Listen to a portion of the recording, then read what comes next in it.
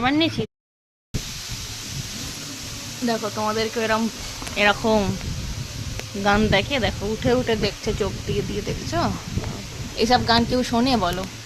আমার মেয়ে শোনে, বুঝলা? দেখি মা, এ কি খাবার খাইয়ে দিয়েছি, তারপরেও বদমাইশ।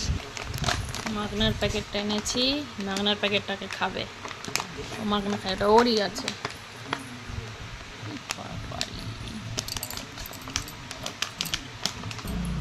দেখেছো কিরম গুন্ডা? এটা আমার গুন্ডা। এটা ধরে ধরে দাঁড়িয়ে যায়, যে ধরে দাঁড়িয়ে গেছে টেবিলটা। এটা তো দুধ টুধ থাকে, এটা ধরে দাঁড়াবে আর সব নিয়ে নেবে। হ্যাঁ, এটা কি মুখে দেয় না? দিয়েছে, ওষুধ আছে, মুখে দিচ্ছ কেন? হুম,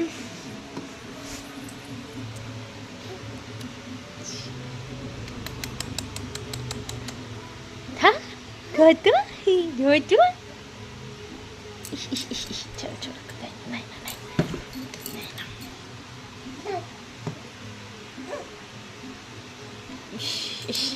খাইয়ে দিলাম, এটা খাবি? এ না, এটা তোর আছে।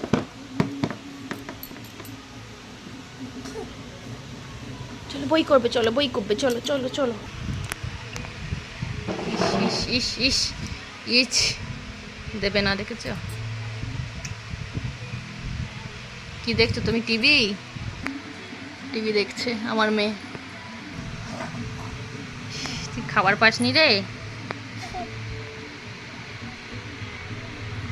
আমার টিভি দেখে কত আমার সোনাটা।